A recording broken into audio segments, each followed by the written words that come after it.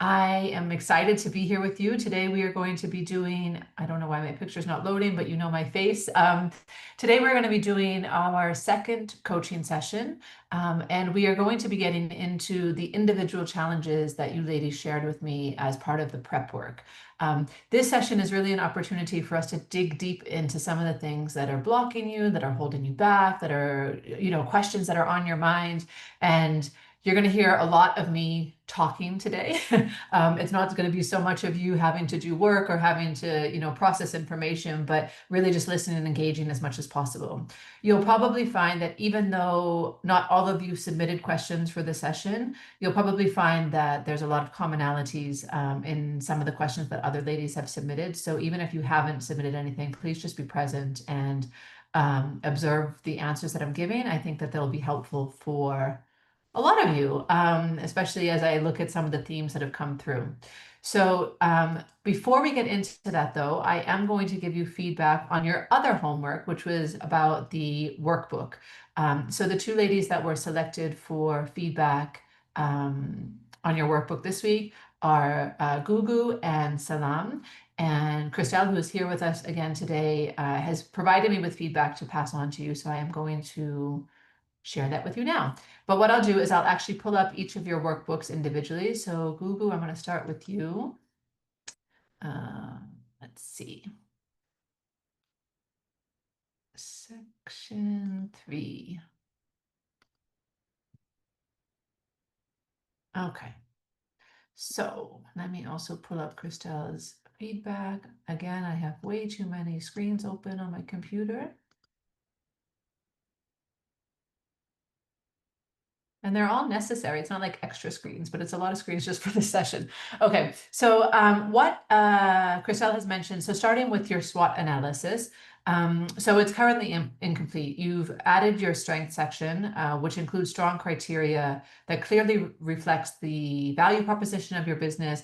However, it would be possibly a little bit more effective if you can use clear criteria such as like your team competencies, your product strengths, management or other operational activities. I see that you have things related to the type of work that you're doing, like your core competencies in terms of design and project management and coordination. Those are great. But also think about other things like your operations, like how are you running your business? That's a strength. Or maybe it's not a strength. Maybe it's a weakness in how you're running your business. Not everything is going to be a strength or an opportunity. And think about, how does your product or service stand out from others that are delivering something similar in your field. So definitely go back to this and fill it in more detail with the other pieces, like your weaknesses, your opportunities, and your threats. And just a reminder, so like your opportunities, or where do you see opportunities in the market? Like where are there potentially, like for example, maybe there's a new customer base that, oh, you're saying there's a completed one, didn't upload, but you filled it in full. Oh, okay. Well, this is a link that you shared with us yesterday. So if there is a different one, then please pass it on to us in WhatsApp. This is why it's really important that every time you submit your homework, that you make sure you include the link to the workbook that you're actually filling in. Some of them are on the Google Drive in the shared folder, but some of you have stored them individually on your own Google Drive. And so even though you may have shared them with us so we can view them, if we don't have the link, we can't find them. So please, if you do have one that's more complete, then do send it on to us. I can just give you feedback on this link that you shared with us yesterday. So is that the same for the business model canvas part? Or is this the final version of your, hold on, this is the template.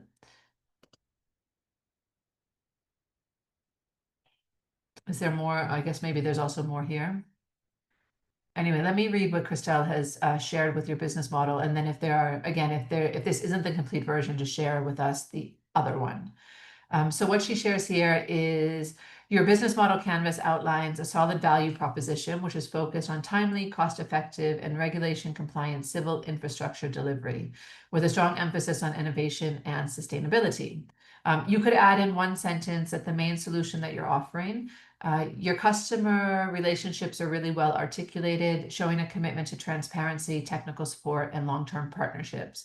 However, the channel section could be further developed by by specifying any digital outreach or online presence and clarifying how B2B clients are engaged across different segments.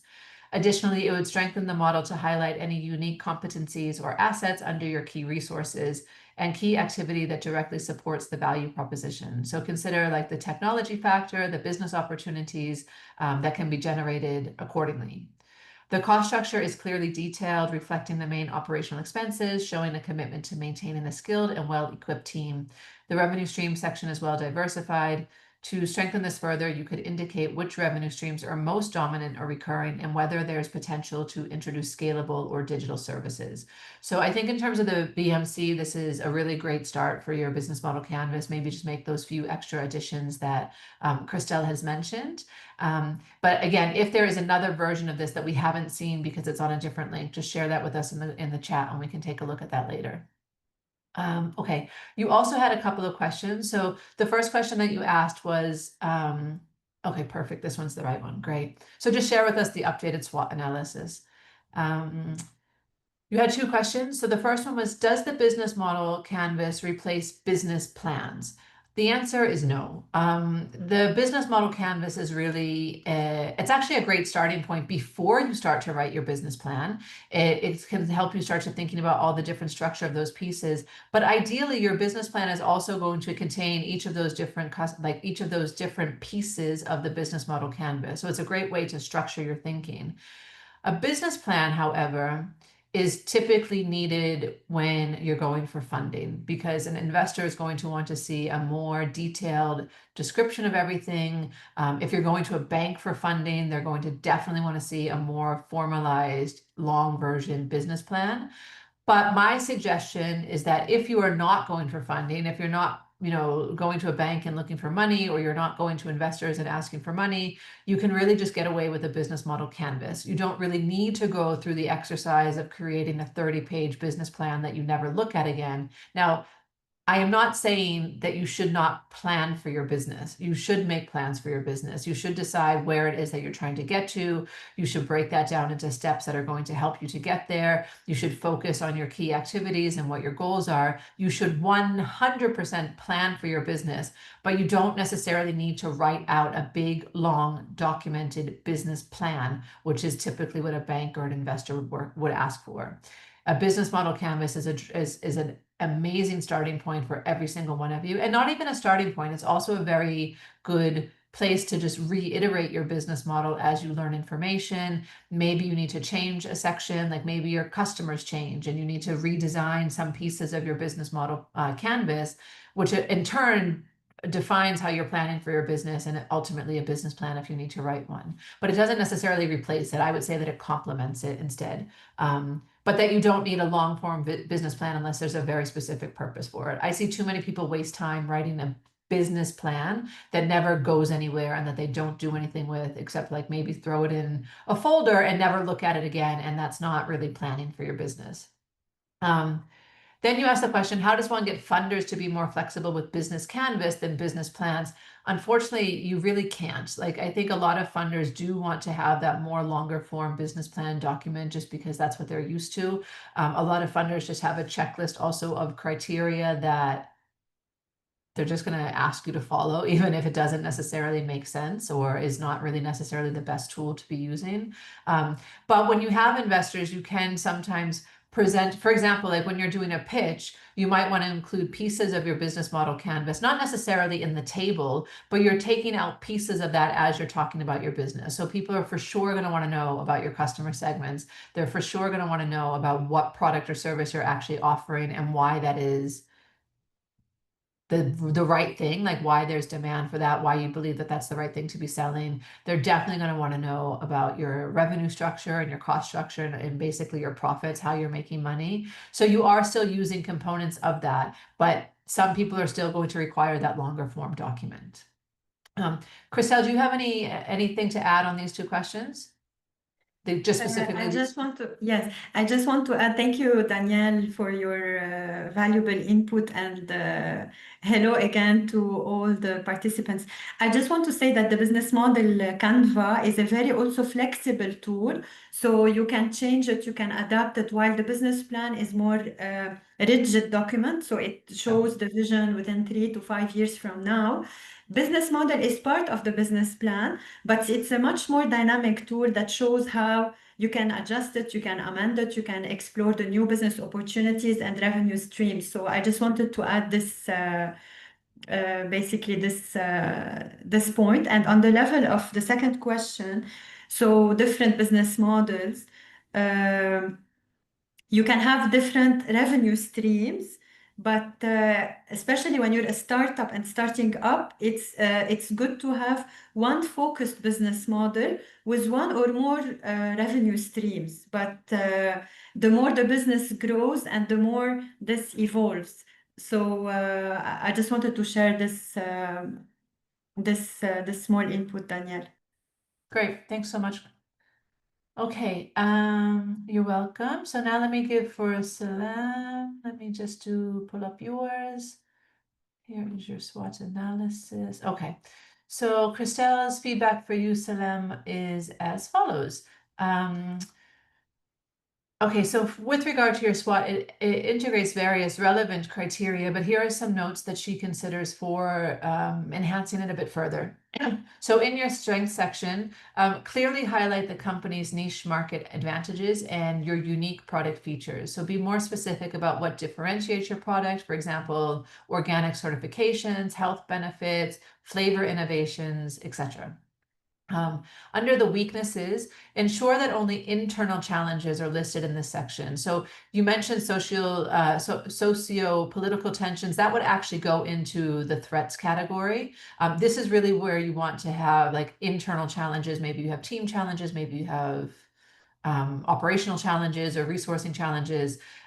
So some of the points currently listed here should definitely move under threats, and look at things like production capacity, resilience, reliance on maybe limited product line, internal resource limitations, or limited brand awareness.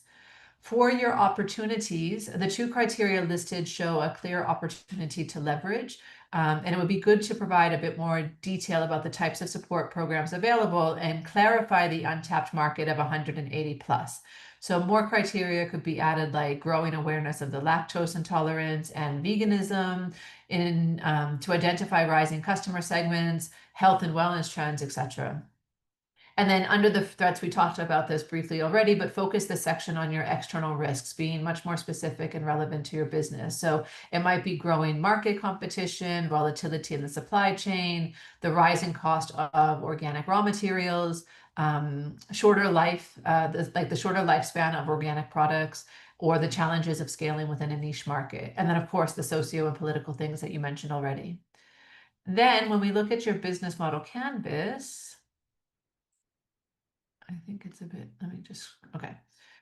Your business model canvas captures the essential components of the business model, especially a strong network of key partners and clear customer segments. Please revise your value descriptions by first clearly stating your main solution, then elaborate on its unique features or its competitive advantage. The customer relationship section needs further development, so consider outlining how you build loyalty or engage different segments. Is it personalized support? Is it a community building, subscriptions, loyalty programs, etc.? Then under channels, make sure you clarify your approach for both B2B and B2C segments. How are you distributing your products, for example, through retail, through partnership, through e-commerce, or direct sales? And that might be different depending on your B2B market versus your B2C market.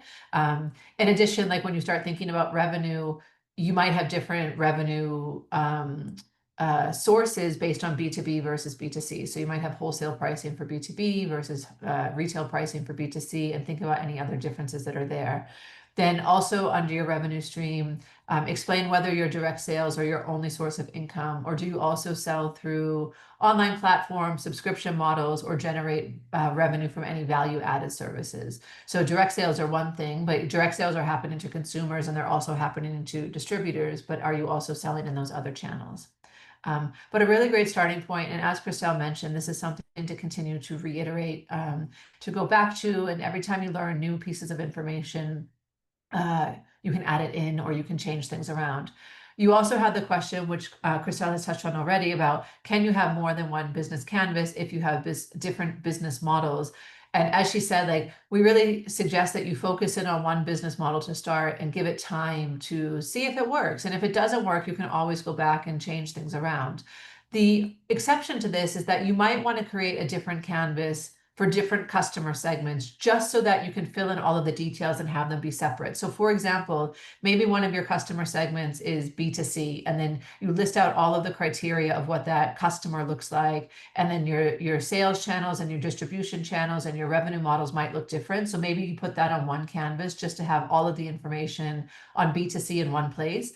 And then perhaps you have a different one for your B2B market, just in case there's things that are different, because your distribution might be different, your partnerships might be different, your marketing and your sales channels might be different. So it can be clear, like, you can clearly differentiate those through having different canvases rather than putting it all into one place.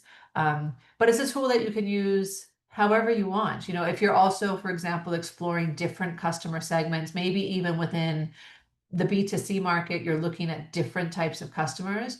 Run through one canvas with one customer type, and then run through it again with another customer type, so that again you can see what's different in each of those pieces of the segment. But it's a flexible tool. You can use it as you need to, and it's super powerful because it gives you that opportunity to say, okay, if I change this one thing, whether it's a customer or a value proposition or a partnership, if I change this one thing, how does that impact everything else within my model, right? And it helps you to do some planning. You know, if you're trying to make new decisions, if you're trying to launch something new, if you're trying to enter into a new market, you can always go back to the canvas and play around with it and plug in different pieces of information and see what impact does that have on the other areas. Okay. So great job, ladies. Thank you again for sharing these with us. Yeah, you're welcome. All right. Now I would like to open it up to all of you and ask you, like, jump into the chat. Tell me, how has entrepreneurship been for you lately? How are things going?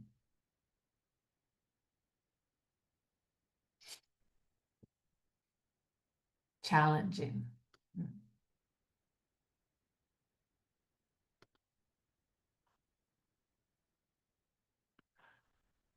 Really challenging. Oh dear. Okay.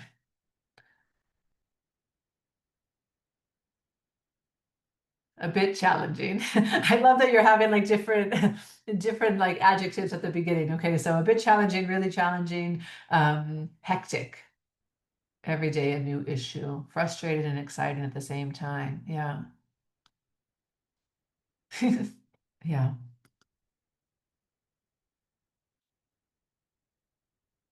Challenging and interesting. It seems like the common thing is challenging, right? So Claudiana says, it's been so hard, really challenging with the, hold on, you guys are, now you're typing fast. Okay, really challenging with the war in the eastern part of DRC. No bank is operating, but at the same time, it makes me go beyond my limits. Yeah, I have to keep pushing. Exciting as well, stressful, interesting. Mm. Your team is doing competition and problem. It's really not easy to be your own boss, especially when the clients aren't paying on time. Yes, so true. Like inconsistent cash flow, not being able to really cover your own expenses sometimes as a business owner, right? Suzanne shares very challenging external threats and a lack of an enabling environment beyond our control is draining.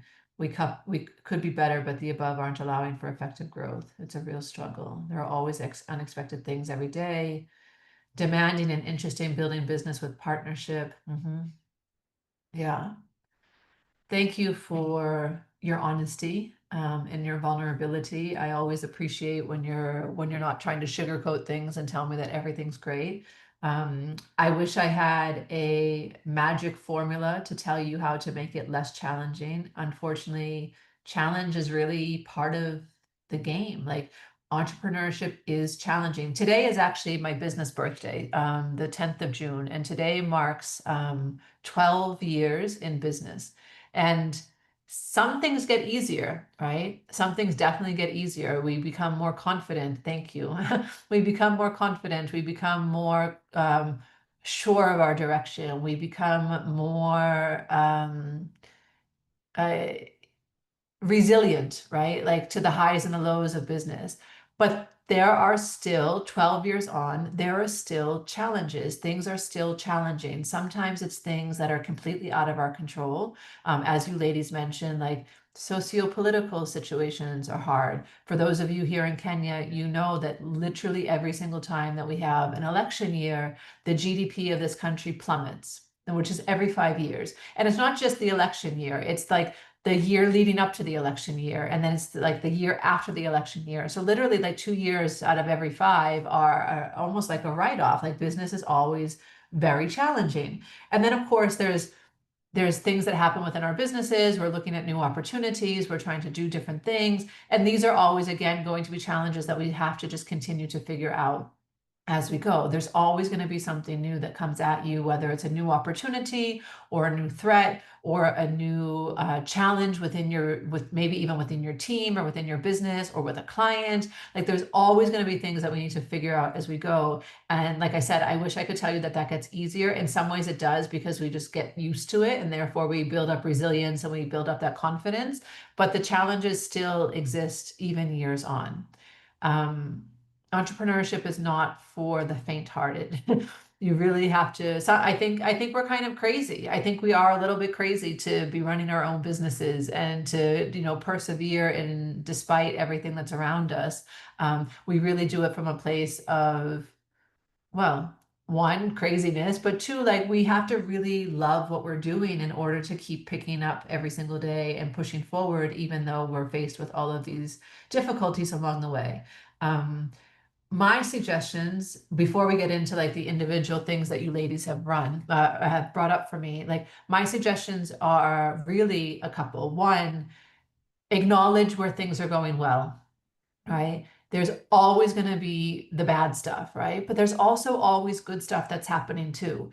And it's very easy to overlook the good stuff because the bad stuff maybe outweighs it, but also because every time something good happens, we then set our minds on, okay, great, that's done. Now let me move on to the next thing. Let me now focus on the next goal. Let me keep moving forward, moving forward, moving forward. So really take time to acknowledge where things are going well, because that can help to keep you motivated and can help to like allow you to see that it's not all bad. There are definitely some good things that are happening. So definitely acknowledge the good things, like whether you need to get a notebook and write it down at the end of every day or at the end of every week, like practice gratitude, practice acknowledging all the good stuff that's happening.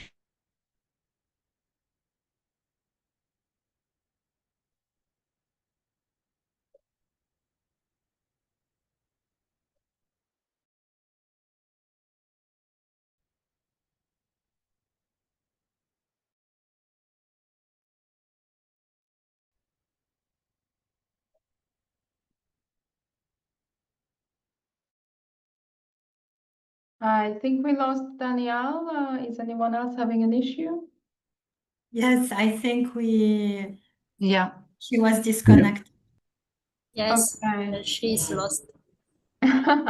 Okay, let's wait a couple of minutes. I will send her a message. Thanks.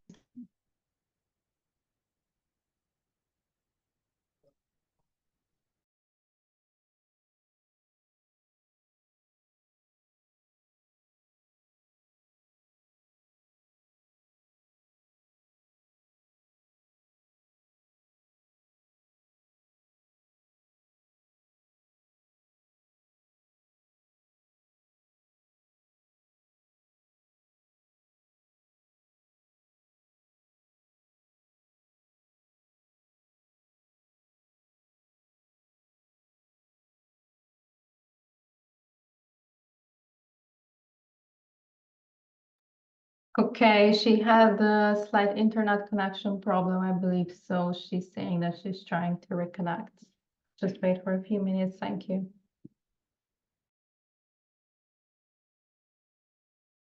Okay, thank you.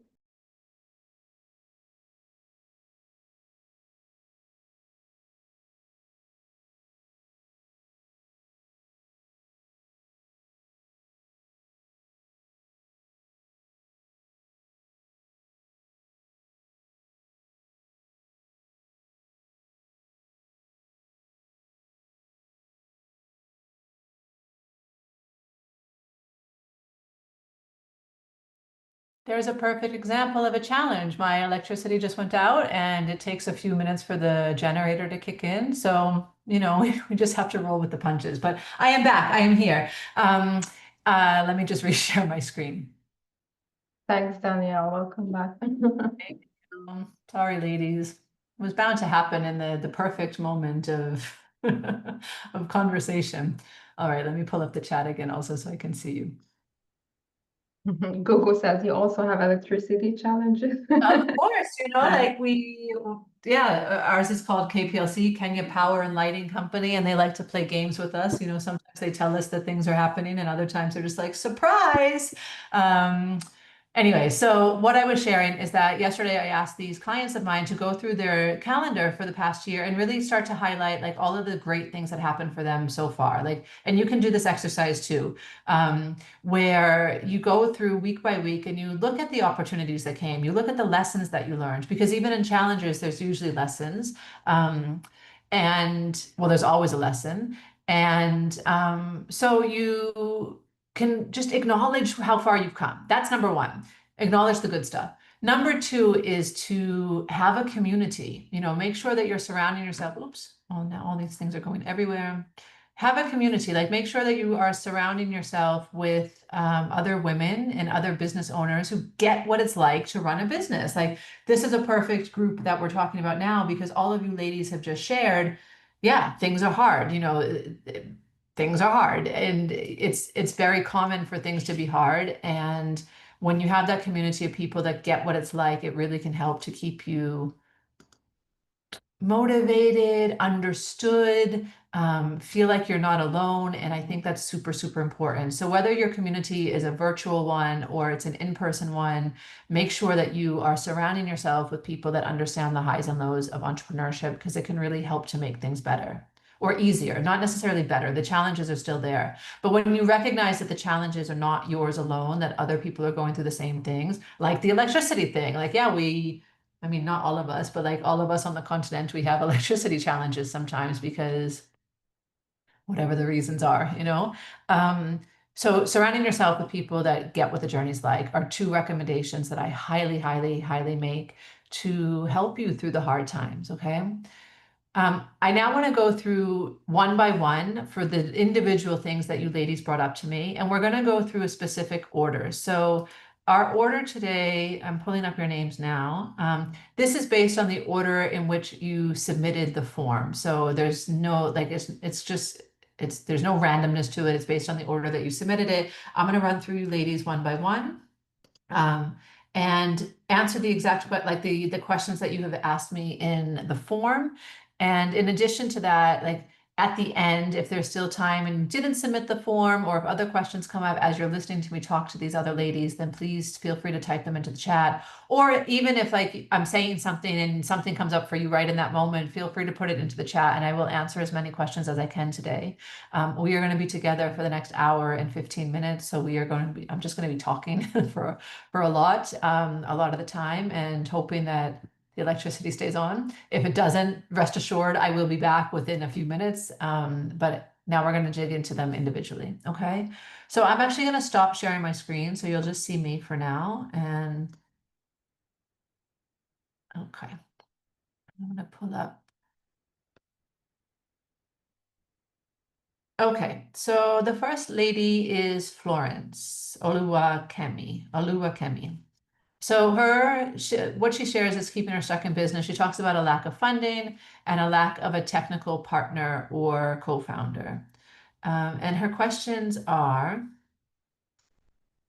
fundraising. So getting someone who'll be interested in investing in smart biz in exchange for an equity share in her company. And in fact, a few of you have mentioned funding, and funding is always something that we hope to get in our businesses. We're actually going to have a session on fundraising and finances in general with Agnes in 2 weeks' time. So I'm not going to go too deeply into the whole financial piece of it today, because we are going to have a whole session on finances in a couple of weeks. But I do want to talk a little bit about investors and bringing money into the business. The truth is, it's hard. right? It's going to be very difficult for many of us to get investment into our businesses. And I don't want to say that it's impossible. I don't want to turn you off from the idea, but I do want to just highlight that it is difficult because there are so many businesses out there and everyone is looking for money, whether it be from a bank or from investors or from angels or from friends and family or even from our customers. Every single business has this challenge of money. So although it's not impossible, what I would suggest to all of you is to do some research in your local countries to start with, right? And also like look a little bit further afield as well. But here are some things to consider as you're looking for investors. One, identifying opportunities that are specifically looking at the type of business that you're running. So, for example, if you are an agribusiness, looking at programs that specifically look at funding agribusinesses. If you are a digital business, looking at programs that are specifically looking at digital businesses. If you're a social enterprise, looking at opportunities that are really catered towards social entrepreneurs. And so start with that research. And ChatGPT can actually help you ladies with this too. I don't know if a lot of you are already using AI to support you with some of the research that you need to do, but it's a great source for like just trying to pull together data of potential opportunities for people that are providing funding. So BIC Africa is one acceleration program, and there's no funding attached with this program, unlike other accelerator programs that might have a piece of like a grant opportunity or even introducing you directly to investors as part of the process. But have a look at other programs that do exist in your starting in your local countries and even in your local cities where there's some sort of money attached to attending the program. And having already been now in the BIC Africa program can sometimes be really helpful in getting you into other programs.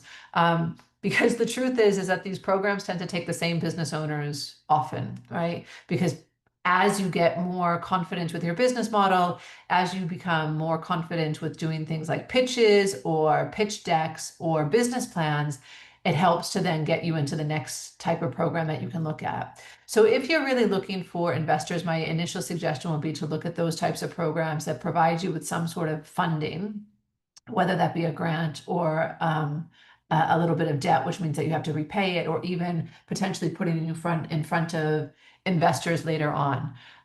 One that I know of that actually is Pan-African, and there's just one, but one that I know of that's Pan-African is called Startup Bootcamp. Let me put it into the chat.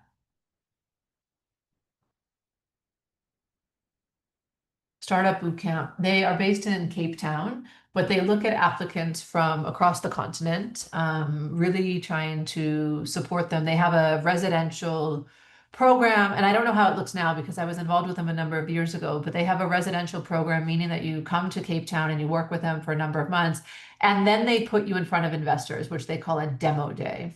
So let me just demo day. So even as you're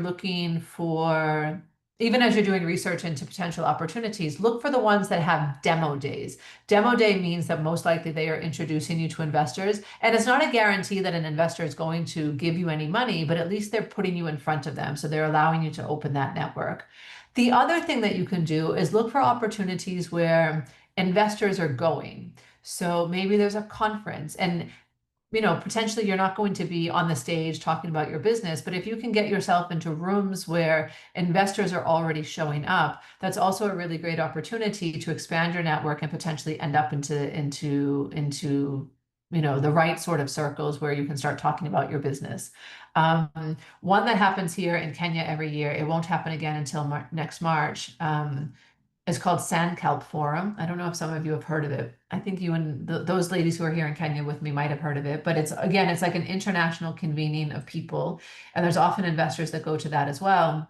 And they're looking more at like social entrepreneurs and businesses that are addressing SDGs, which all of you ladies are. So have a look at conferences where you can show up. And again, maybe you're not in a position where you're able to pitch your business at the conference, but at least if you're putting yourself into rooms where people are the audience of investors, that's already a good starting point. So yeah, have a look at, do the research, see what sort of opportunities exist within your countries or even across the continent, or even European programs like this one that are focused on African entrepreneurs.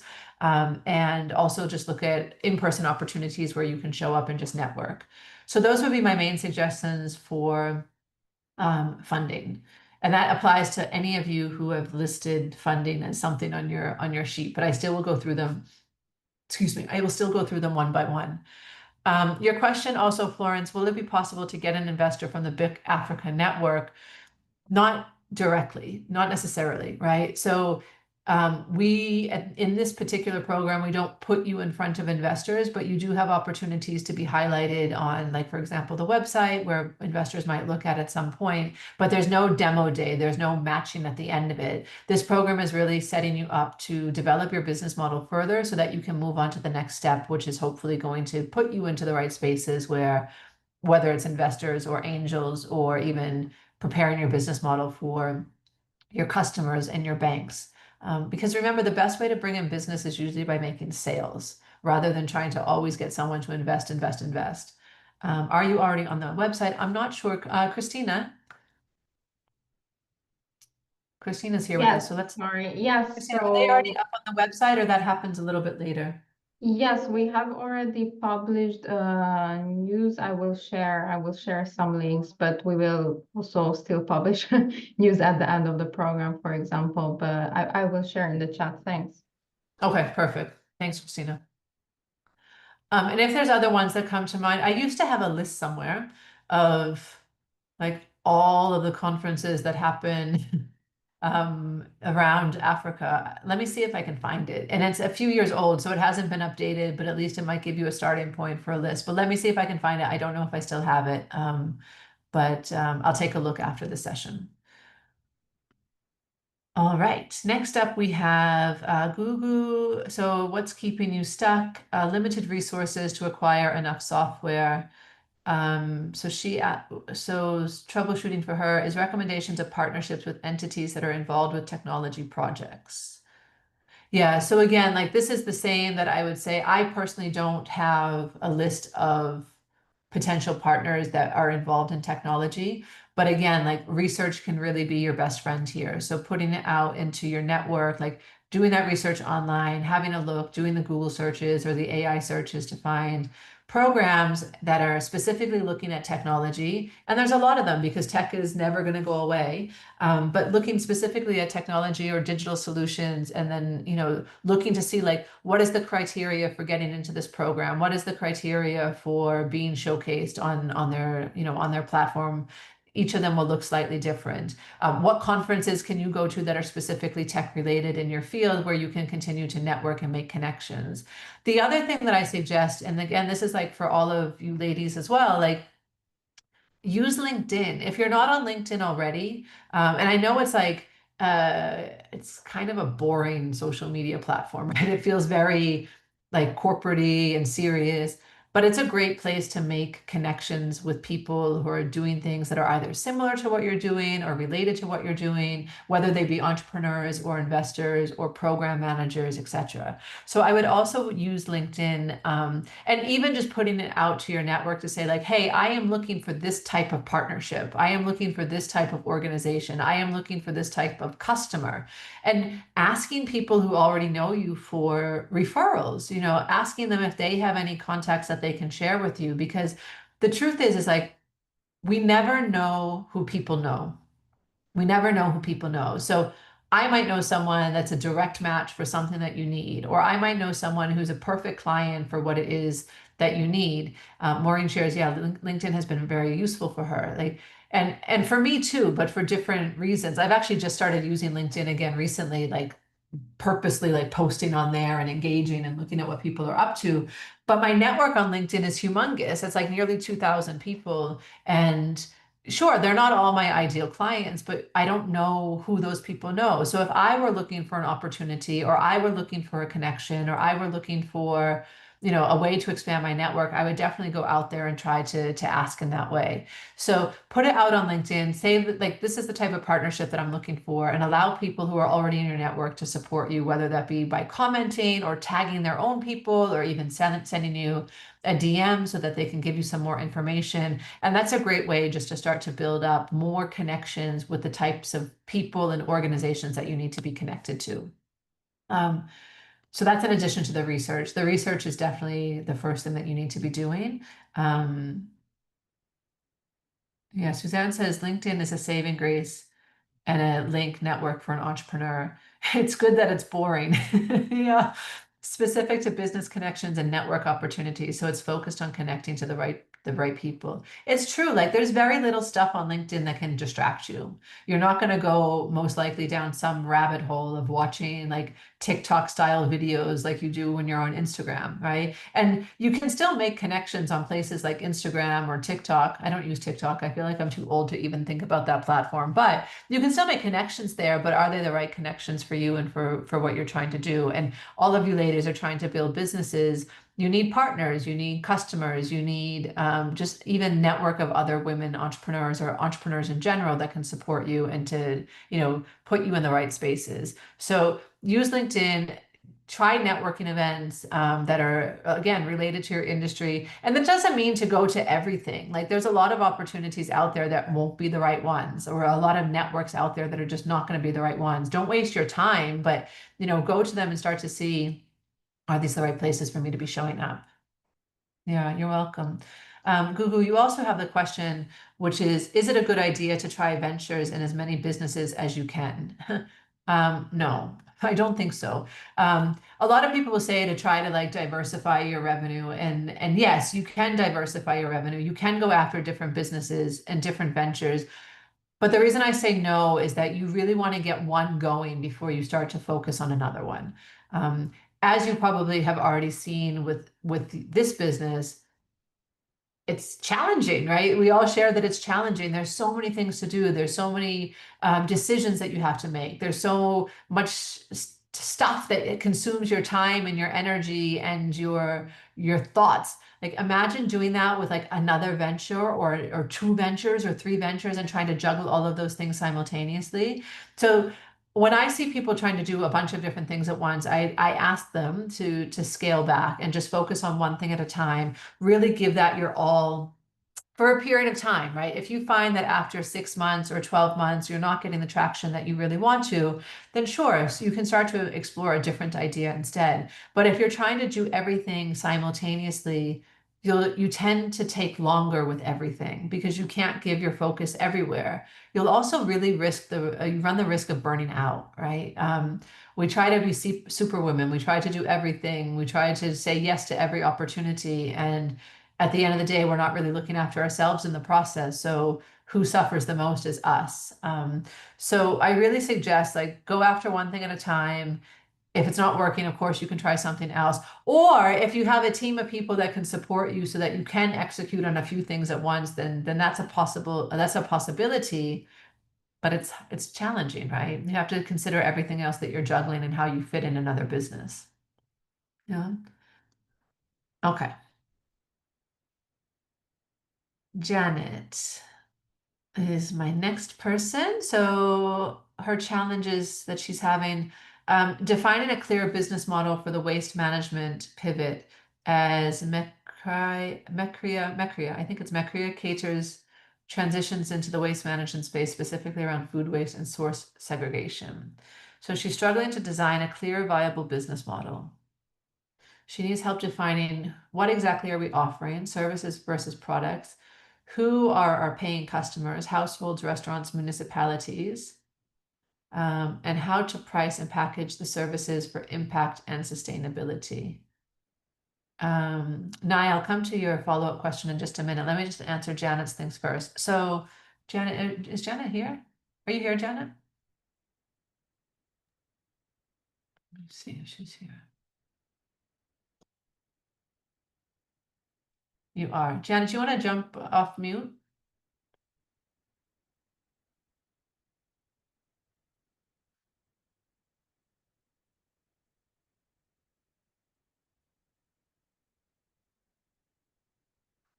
No, she's still muted. Okay, so let me try to answer this. And then Janet, if you're there and you can jump off mute, then please come down or please come and chat with me. So defining a clear business model for your waste management pivot.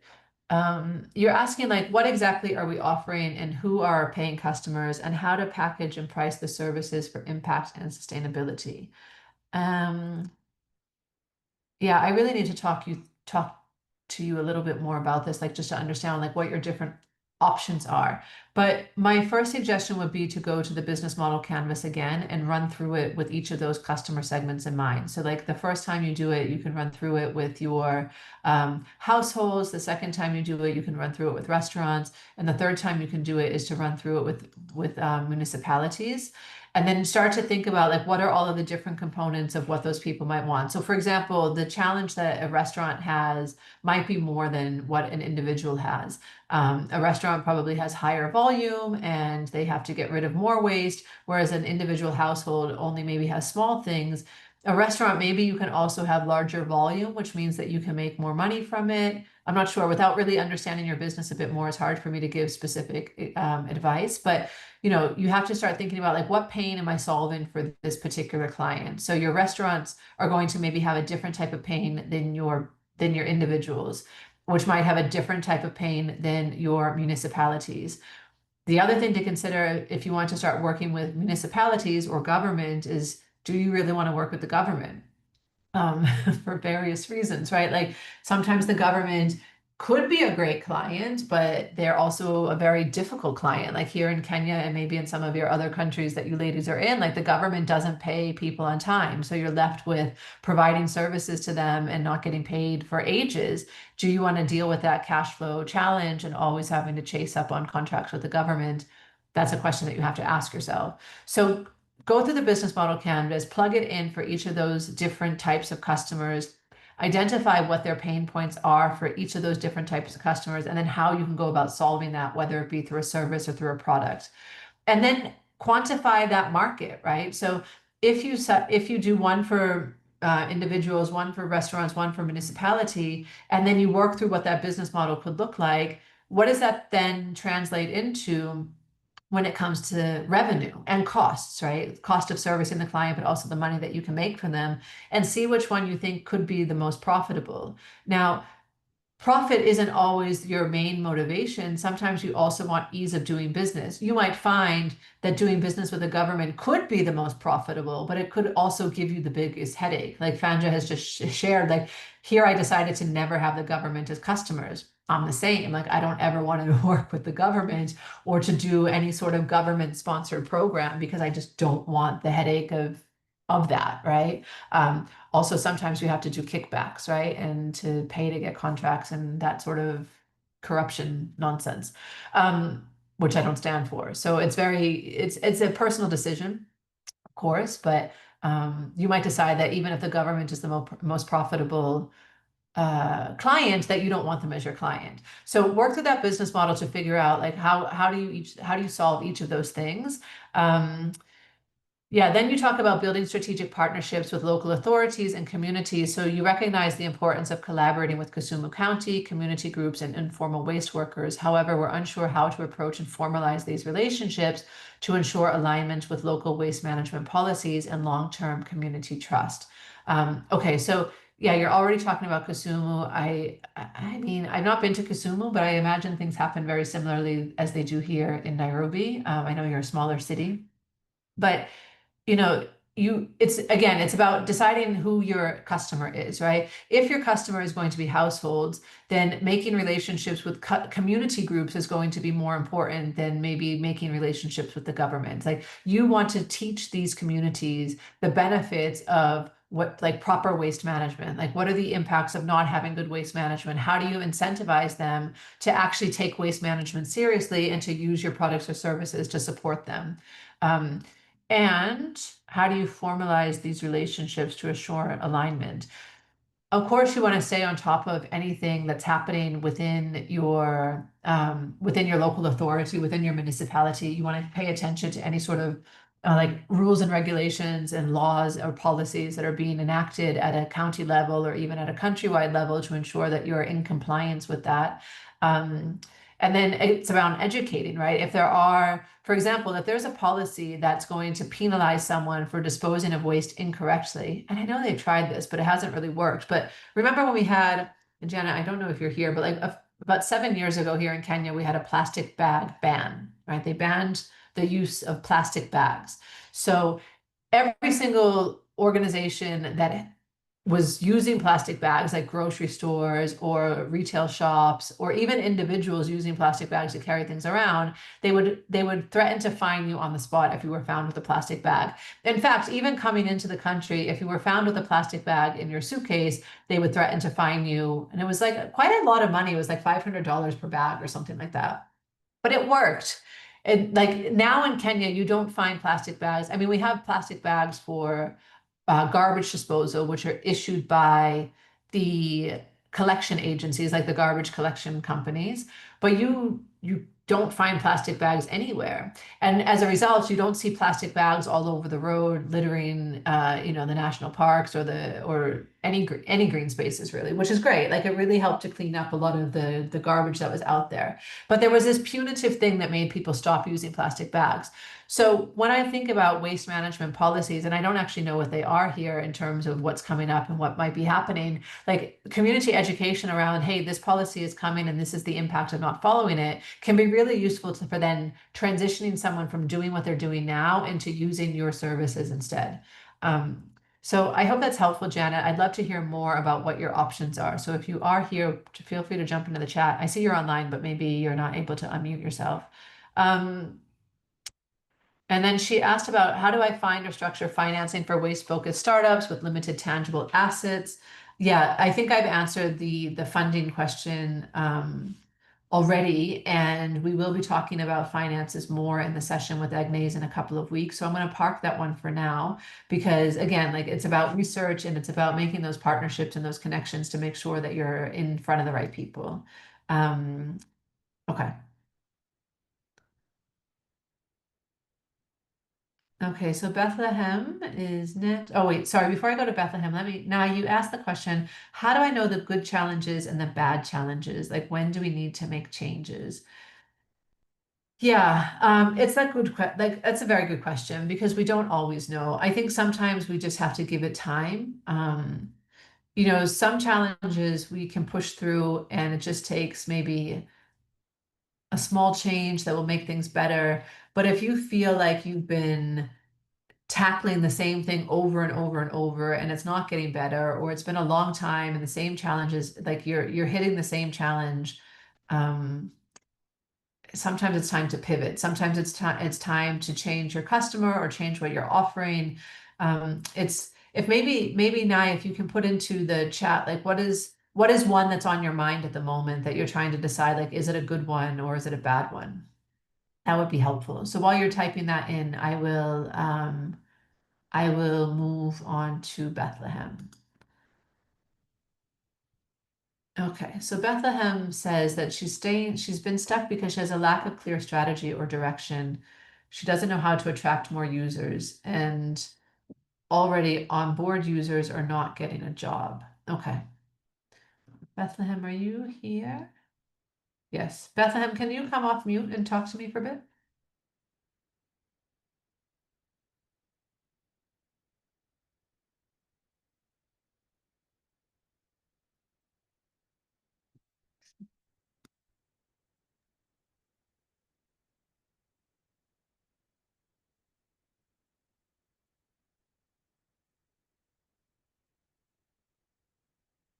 Um, she's okay. You're unable to respond. Okay, no problem. So it's okay. So let me try to answer this as best as I can. Can you just put into the chat a little bit about your business though? Like just explain to me top line, remind me what it is that you're doing.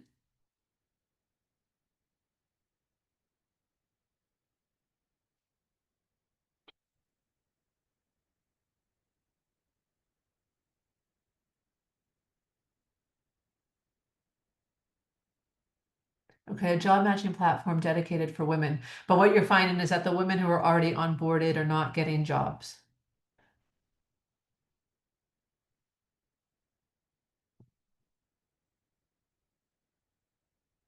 Okay. So let me answer the second question first about, you already onboard users and they're not getting a job. I think the challenge might be, and without seeing your platform and knowing, yeah, you're saying already, like we couldn't get enough employers. So I think that's where you have to maybe put your focus, is rather than trying to get more users onto the platform, is trying to get more employers onto the platform, right? So that you do have more job opportunities. Because what you don't want to have happen is bringing on more women who are needing a job. If you're not able to place them, it's just going to make them feel like your service isn't going to work for them, that they're not going to be able um, to get anything with you, and therefore they're not going to be happy and they're not going to stick around. Great. And Christina's also shared your profile.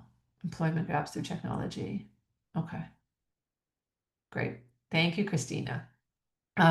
So I would suggest that your focus needs to first be on the employers, right? Identifying the right sorts of employers that you want to be featured on your platform. What types of jobs are these ladies looking for? Are they looking for household jobs? Are they looking for office jobs or admin jobs? Are they looking for more skilled employment, and therefore you need to have a different type of employer? So really starting with like, what are the types of jobs that people are looking for? And then now how do you go out and find more employers who are willing to come onto your platform?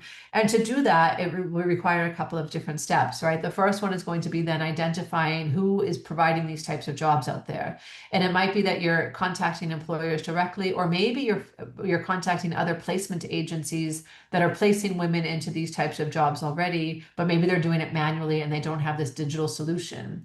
You might even go to other placement agencies and say, hey, we have this digital solution that can help you with matching job applicants to jobs available, and almost sell it as a service to people that are already in need of matching services.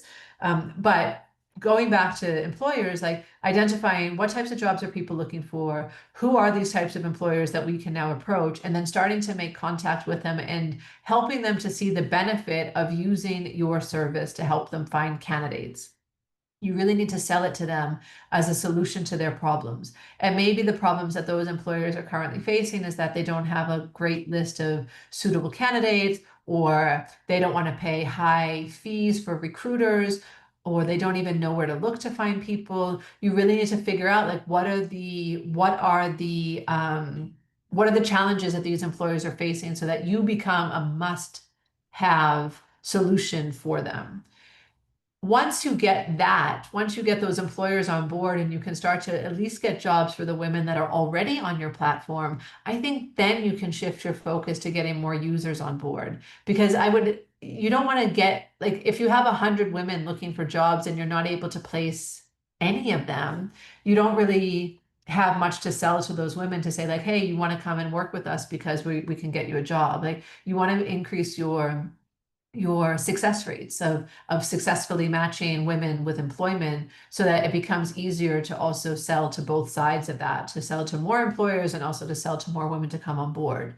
Then once you have those employers, getting more women on board is a matter of, again, outreach, like understanding what types of women are you trying to target. Where are they already hanging out? How can you access them?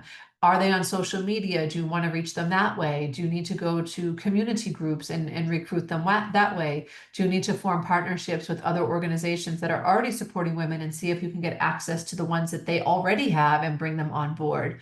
So I think that there's a couple of ways that you can build those partnerships, but it's about then, leading on to the question that you have about how do you prioritize better?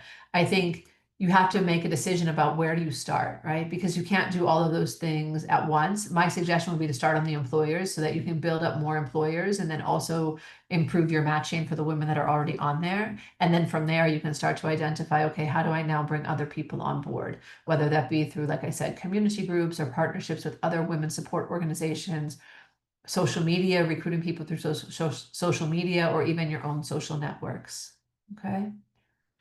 Let me know if you have other questions. Feel free to put those into the chat.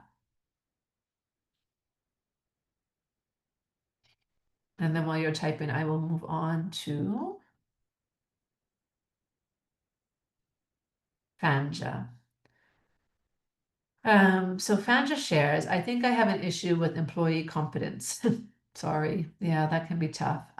So she's asking, how do I make my employees understand to always check quality? Okay. Okay. All right.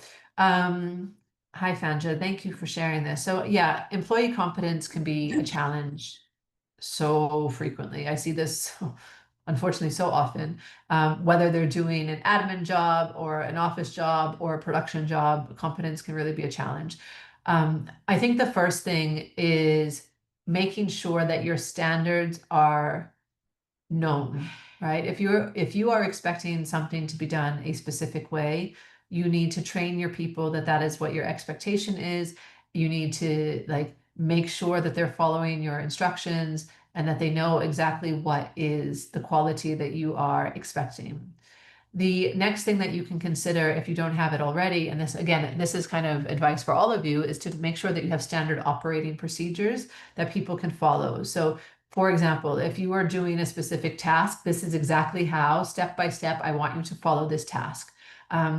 You can also consider not just having this in writing, but maybe you can make videos for so that you show someone like, this is how I expect it to be done. This is exactly how you do it. Watch my hands as I do this process, whatever that process might be, so that they can refer back to that anytime that they have questions.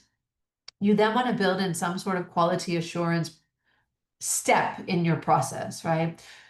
For example, and this is just sharing something from my own business that isn't related to production, like not closed production, but I have a team that's supporting me with creating video content for social media.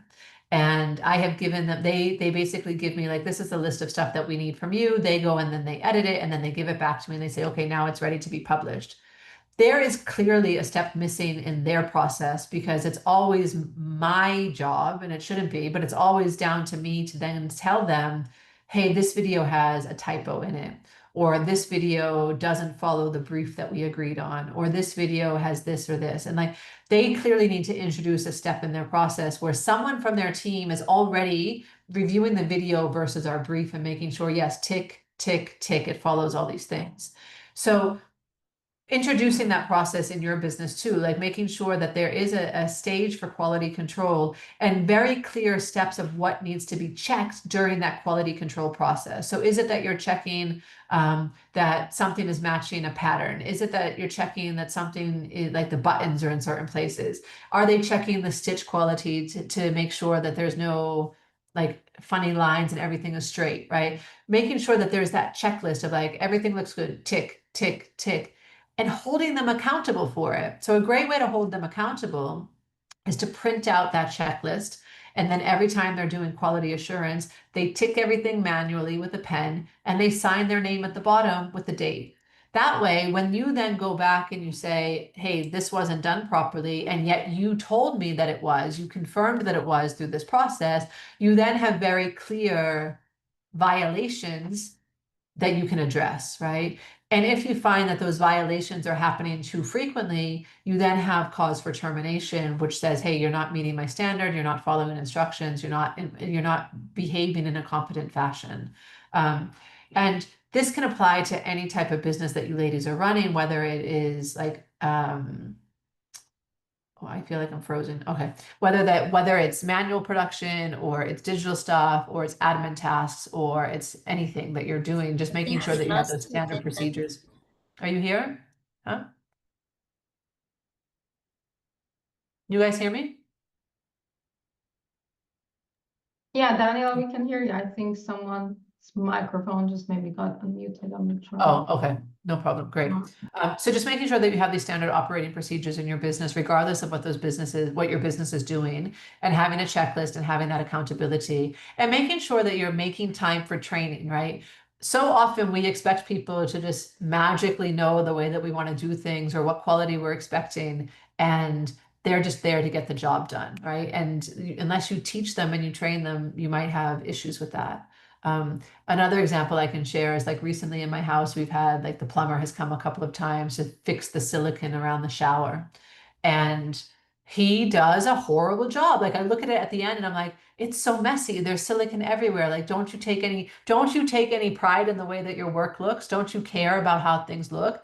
And the truth is no, he doesn't care. He doesn't care at all how the silicone looks around the tub. All that he cares about is that the fact that the water is no longer going on the floor, right? So my expectation for how a job should be done is very different to how his expectation is for a job to be done. He just needs to finish it so that there's no water going on the floor. He doesn't care aesthetically how it looks. So it's my responsibility to tell him when he comes here, hey, make sure that you do it neatly, make sure that it looks clean, make sure that you're removing the old silicone before you're adding new silicone. Even though I believe that he should know this already as part of his profession, we can't assume that people are going to know the standard to which that we want things done. So Fanja, my recommendation would be to make sure you're training people, put those checklists in place, and yeah, and follow up with them, right? Yeah, Maureen says regular training of team members is paramount. Yeah, it really is. And ongoing training, right? If you find that people are not doing things properly, take a step back and train them again. And if you find like you're training them too many times or you're repeating yourself too many times, then they probably aren't the right person to be working for you. Okay. All right. Then who is up next? Natasha. Okay. Oh, Natasha shares something that I think is going to be like, super relevant for all of us. So she says, I'm currently wearing multiple management hats in the business, which has become unsustainable due to limited funds to hire or delegate effectively. And this has led to significant burnout, affecting both my motivation and strategic focus. Also, or additionally, I am still at the stage where the business cannot consistently pay me a salary. Yeah. Okay. So her challenge is how best to structure lean roles or phased hiring so she can reduce burnout and focus on growth without compromising service delivery. So let me answer that one first. Okay. Oh, Fandra, you have a question? Go ahead. I see you raised your hand. Yes, I have been out of the network for a few times during when you said the feedback to me. I heard some, but I think some part I missed. Okay, no worries. So I would recommend, Fandra, just watch the replay when it's available later. Because I don't know exactly where you cut out or how frequently you cut out, but if you watch the replay, you'll hear everything that I had to say, okay? And then if you still have questions, feel free to jump into the chat later on. Suzanne says, I wish I could get downloaded versions of these sessions and listen to them weekly in my business. You can. You can listen to the breakout. You can listen to the recordings. And I think also, Christina, we have as part of the recordings, like I know Zoom gives the option to give like text like from the chat, but I don't think it gives, maybe it gives audio only as well, like not just the video. So if it does have audio only, if we can start uploading audio, then what you ladies could also do if you wanted to is input them into something like Otter AI and get it to transcribe so you can have like the key points that we speak about. But I know that's extra work. So the audio version, the video versions are for sure there. Yeah, the video versions are there and on YouTube. Plus, I know some ladies are also using some artificial intelligence tools to record the meeting notes. So I always permit that. So if any of you want to use that, then just feel free to have your AI assistants joining the calls. Yeah, that's also a great option. And then your AI will transcribe and also summarize anything that I say. Okay. So going back to Natasha, who's asking about this challenge that so many of us experience, I think all of us experience at some point, how best to structure lean roles or phased hiring so I can reduce burnout and focus on growth without compromising service delivery. Here's a suggestion I want to make to all of you ladies as you think about how to offload stuff off of your plate, okay? And I actually wrote an email about this just last week, so I can share a link to that email with you too. But what I want you to do is I want you to write down everything that you're doing in your business. You don't have to do it now. This is for later. Write down everything that you're doing in your business on a daily basis, on a weekly basis, on a monthly basis, on a quarterly basis, on an annual basis, because sometimes we have tasks that aren't every day. Write down everything that you are doing in your business, okay? Then go back to that list. And I want you to be very critical with that list and mark each item as follows. So I want you to put like an O, like a circle, next to anything that can be automated, systematized, or made more efficient in some sort of way, right? So that you have A very clear understanding, like these are the tasks that I'm doing currently, and maybe I'm doing them manually, or maybe I'm doing them and they're taking too long, but something better can be done here. Like it can be automated or a system can be put around this. So you want to put a circle next to those ones. Then I want you to go back through your list again, and I want you to put an X next to anything that somebody else could do for you. Okay. Now, maybe this somebody else doesn't exist yet, right? That's okay. But in theory, somebody else could be doing this thing for you. You want to put an X next to that. Okay. Now, when you're doing this, you might think, for example, finances, right? Finances is a great example. A lot of times we don't want someone else to do finances for us because we want to hold on to that visibility of what's happening in our business. However, there are probably some tasks within finances that somebody else could still do for you. For example, they could maybe enter the data into your accounting software. You don't have to be the one doing data entry. Maybe you're still doing financial planning, or you're doing reconciliations, or you're doing something more strategic, payments, etc. But you don't have to be the data entry person. So break those tasks down into the smaller pieces so that you can identify what else can be done by other people. And then finally, I want you to go through that list one more time and identify what are things that only I can do? What are things that only Danielle can do? What are things that only Natasha can do? And be really critical here. Like there might be some things that you think only you can do, but someone else could really be doing them if you had the right somebody else.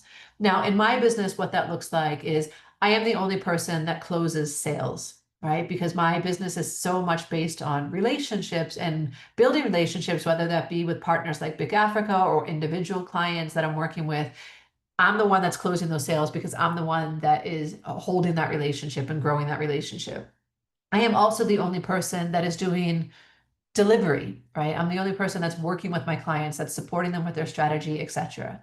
However, my assistant can be the one that's creating slides or updating slides. My assistant is the one that can be sending follow-up emails to my clients to remind them that there's a meeting happening. My assistant can be the one that's putting resources into somebody's folder. It doesn't have to be me.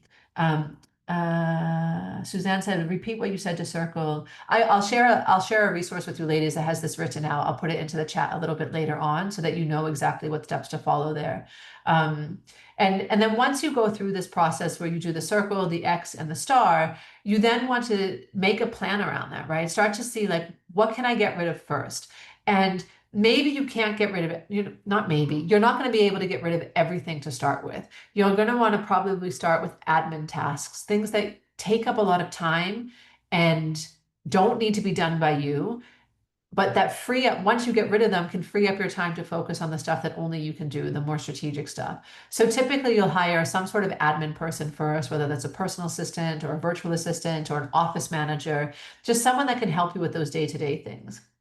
And then you can start to look more strategically into bringing people in that can do other stuff, like whether that's marketing or sales or product development, or the more intensive things that you need someone who's a little bit more skilled for, who might also require more salary, right? Another great way to think about your hiring and to figure out where you're spending your time is to track your time. And this kind of goes on to Natasha also had a question about, like, how can I transition from working in the business to working on the business? And one great way to do this is to figure out exactly how you're spending your time now. So an app that I use is called Clockify. I'm putting it into the chat. Clockify.me. It's a free app. And I track all of my time, literally all of my time. And I've been using this app now for 5 years. What started as like a 2-week experiment just to see where my time was going now has turned into a major productivity tool for me to really make sure that I'm spending my time on the right things. But this app, if you're diligent about tracking your time, even if it's just only for 1 week or for 2 weeks, it's eye-opening. You'll see, okay, I'm really spending a lot of time doing this type of thing. I'm really spending a lot of time doing this type of thing. And that will allow you to start making decisions about who to hire and how to hire them. Now, when I started doing this 5 years ago, the first thing that I realized is that I was doing too much admin stuff. So the first hire that I made was for an assistant who could support me with a number of admin type tasks. The second thing that I realized that I was spending way too much time on, and that although I could do it, and we can do it, right? We're smart, we're driven, we'll figure it out. We're starting our business, we're passionate, we can do it, but doesn't mean that we should do it. So the second thing I realized that I could do, but I shouldn't be doing, was around social media. Like especially I don't mind creating the content, but I like the publishing of the content, the analytics of the content. Like that's not the best use of my time. Someone else can be doing that for me. So I brought on a social media manager to look at that stuff. And then the third hire that I made was someone who could do content creation for me. Because what I realized is, again, even though I loved doing content creation, whether that be email marketing or online, like social media stuff, it took up a lot of my time. And when I was super busy with clients, which is where I should be focused because I'm the only one that can work with clients, when I was super busy with clients, my marketing activities would fall to the side. They didn't become a priority. And of course, marketing is a priority for business. So the next hire that I made was someone that could do marketing for me. And then the final hire that I made back then was someone that could specifically support me with program delivery. So someone that could create the slides for me, someone that could schedule things for me, that could answer any questions, technical questions that like, where do I find this link or where's the folder or I can't access Zoom, that she could do all of that stuff for me. And have someone that was contracted on a contract basis, not on a full-time basis, someone who was contracted to then just support me when I was doing specific program delivery. So tracking your time can be a really insightful way to figure out how do you start to step away from some of the in the business stuff so that you can be more strategic and focus on the business instead and moving your business forward and doing the stuff that only you can do. So those are two suggestions that I share. I'll share resources with you in the WhatsApp group later today because I have a lot of content on this. It's what I really love supporting women with is like, how do you find more freedom in business? Like, how do you step away from the busyness of business and avoid burning out? So I will send that stuff to you ladies. Then the other thing about hiring is to remember you don't have to bring people on full time, right? Yeah, she's time management or time mismanagement is a killer to the business. Staying focused is key. It's true. And we all have the same 24 hours in a day or, 8 hours of a work day. How do you make the most of it? And again, I have lots of resources on this, lady, so I will share them with you, some things that you can read specifically on this topic about decision making and how to make sure that you're focused on the right stuff and how do you start saying no to things that aren't aligned. And, creating boundaries is also a super important part of that, of saying no. Like you do not have to say yes to everything. Even small things like not checking your email first thing in the morning and just getting done the things that you said you were going to do before you allow someone else to take your time and your energy and your focus onto whatever it is that they need.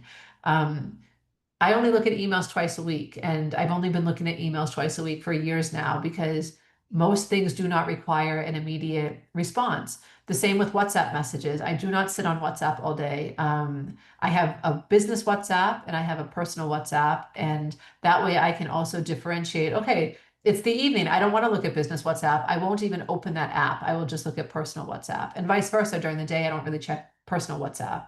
I also turn off every single notification on my phone. The only thing that notifies me on my phone is if it's actually someone is calling me. And even then, I don't have my ringer on. So I have to, like, my phone has to be here ringing for me to see that it's ringing, for me to pick it up and answer it.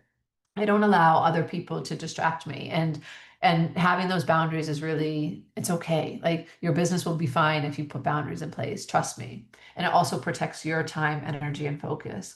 So I will share a bunch of resources with you on these topics. Then she asks a question about how to balance reinvestment with sustainable owner compensation. And this is really down to like, she's not taking a consistent salary. So what I want to share with you ladies, and I told you ladies earlier, I'm 12 years into business. I still don't take a consistent salary for my business. There's times when I can take a salary, there's times when I don't take a salary. And the trick is really that when you have the money to pay yourself and to pay yourself more than what you actually need, and then save that money somewhere, right? Try to have an emergency fund of 3 to 6 months sitting in the business and also sitting in your personal accounts, because there are just going to be times where business is slow or you're not earning as much as you want to, or even that something personal happens and you have to take a step away from business for a while and you don't want to be in a position where you're stuck, right? But you have to pay yourself something, right? And figuring out what that number looks like is important. Calculate, again, I can share some resources with you ladies on this, like calculate how much it costs for you to live. What does your lifestyle cost you? and how much do you need in order to survive on a monthly basis, because ultimately that's what your business should be paying you. And if it's not paying you that, then you need to be able to make up that deficit somehow, whether that be by sitting on savings and using some of your savings, or maybe you have a partner or a family member that can support you financially a little bit while you're getting going. There is no real like clear formula of like, hey, I should reinvest this amount versus take out this amount, but you can only reinvest for so long before you start to suffer from that. Like, you need to make sure that you are also okay, that you are also able to pay yourself and survive and live the lifestyle that you want to live. And every time that you put money into your business, please, please, please make a note of it, right? That you have put in $500 this month, you have put in $2,000 this month, you have put in $10,000 this month, whatever that amount is, because in time, your business should be paying you back that money that you've put into your business with interest. Because if that money was sitting in an account somewhere, like a savings account, it would be earning some interest. So make sure you're paying yourself back plus interest, even if you can't pay it all back at once. So what I do for myself is, like, anytime I have to pump money into the business for whatever reason, I have the list of, this is the money that I've put in.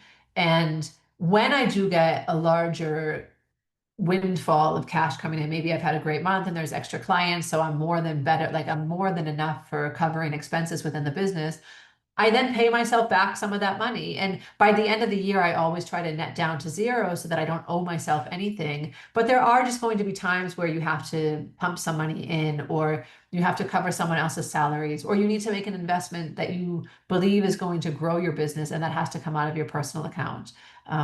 It's going to happen, sadly. It will continue to happen. But making sure that you're paying yourself back and that you also have those emergency funds is going to be the thing that's going to help you when that happens. What practices do I recommend to avoid burnout while building a business?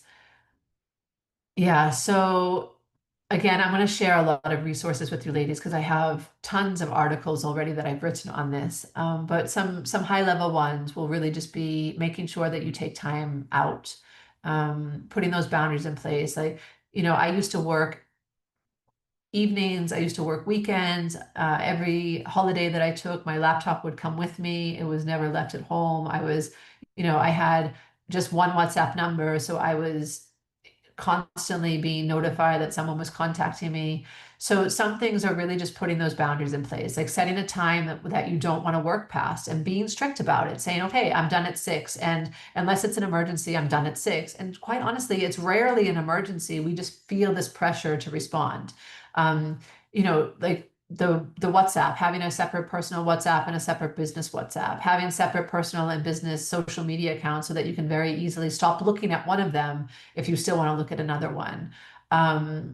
What other things can I say for burnout? Taking time off, like even if all you can do is take off one day a week or one day a month, like making sure you're taking that time off and making time for yourself and practicing some sort of self-care. So understanding what are the non-negotiables for you, like what makes you feel grounded and well, making sure that you're engaging in that. And self-care doesn't need to be massages and spa dates and manicures and pedicures, although those things are great too, right? Like making sure you're looking after yourself if that's something that's important to you. But it's also just like sitting and breathing, looking out the window, reading a book, exercising, eating well, like making sure you're fueling your body with good, nutritious food and not just snacking all the time, like making time to sit and eat a proper meal and not just do it while you're working. Those are all things that can really help you with avoiding burnout. The other thing is giving yourself permission to say no. You do not have to say yes to every opportunity. Make sure that the opportunities that you are saying yes to are aligned with your goals. And that you're not just running around like a headless chicken, jumping after everything that's not going to really get you anywhere. And then you do need to find help. And even if that help is someone who's just a part-time person who does a couple of hours a week for you to take some stuff off your plate, or even if it's like an AI assistant or automating something or systematizing something, like building in some sort of support so that you're not doing everything on your own all of the time, are things that I have felt have helped with burnout. I have burnt out more times than I can count in my business. Fortunately, I haven't burnt out in a while, although I was very close even recently, and not even with a very busy schedule. Just like chronic stress also can make us burn out, right? Like if we're constantly juggling the demands of business alongside personal life, and I had some personal things going on that really took my focus, while still raising a small child and still running a business and still trying to like be a human being, sometimes like situations just compound and get the better of us. So avoiding burnout is not foolproof. There's no magic formula that's going to say you're never going to burn out, but boundaries are definitely one thing that has helped me over the years, and also being very structured with my time. So I have specific days for specific things. Mondays are what I call my CEO days. It's the days that I do admin. On Mondays, I don't take external meetings, which means that I am sitting at my desk all day and I am doing stuff. I am giving my team their tasks for the week or reviewing tasks that they've done already. I am doing my finances. I am doing follow-ups with potential clients. I am creating content. I am doing stuff that requires me to be at my desk and get things done, and stuff that can very easily fall to the side if I get like sidetracked by other people's demands or clients, etc. So I do that on Monday to make sure that every single week I'm starting the week getting those things done. Tuesdays and Thursdays are then the days that I work with clients. So for example, on Tuesdays, I'm running this program with BIC Africa. I'll also be meeting with other clients in the afternoon or on Thursday. Wednesdays, I then protect for myself at least a couple of hours in the morning as my strategy block. So I block out time specifically to work on strategic activities that I have defined for my business. So these are things that are going to be moving my business forward based on the quarterly goals that I have set for myself, and then the monthly goals that support those quarterly goals.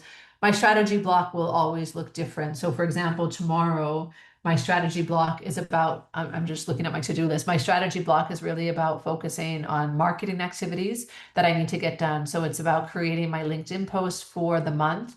Not that I'm going to post them tomorrow, but I want to get them all set so that they can be posted. I also want to create some highlight buttons for Instagram. And these might not sound like strategic needle moving things, but they are to me because I have a goal around visibility and personal brand and thought leadership. So these are things that are important to move that goal forward, even though they sound like they're just social media tasks. They are strategic tasks for me.